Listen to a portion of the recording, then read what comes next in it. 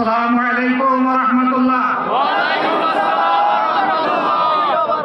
আলহামদুলিল্লাহি রাব্বিল আলামিন ওয়াসসালাতু ওয়াসসালামু আলা রাসূলিহিল কারীম ওয়া আলা আলিহি ওয়া সাহবিহি ওয়া আহলি বাইতি আজমাইন। বাংলাদেশ জামাত ইসলামী কর্তৃক আয়োজিত আজকের এই জাতীয় সমাবেশে উপস্থিত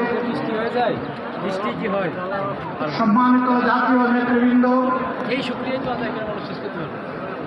বন্ধু সংগঠনের নেতৃবৃন্দ, শহীদ পরিবারের গর্বিত সদস্যবৃন্দ, ২৪শে জুলাই যোদ্ধাবৃন্দ,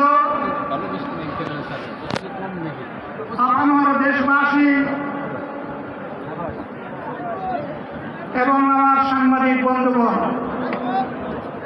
আমি সর্বপ্রথম মহান রবের দরবারে শুকরিয়া আদায় করছি।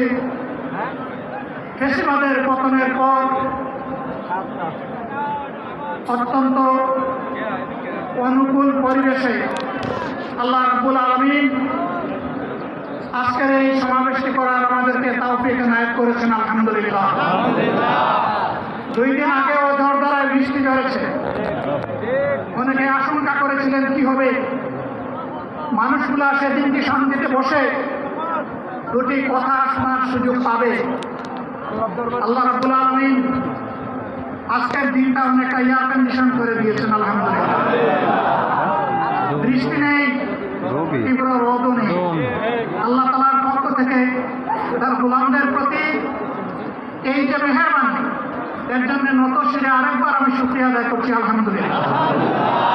সম্মানিত বন্ধুগণ, যাদের ত্যাগ এবং কুরবানির বিনিময়ে 15.5 বছরের কঠিন অন্ধকার যুগের যাতাতলে পিষ্ট হয়ে যারা ধীরে ধীরে দুনিয়া থেকে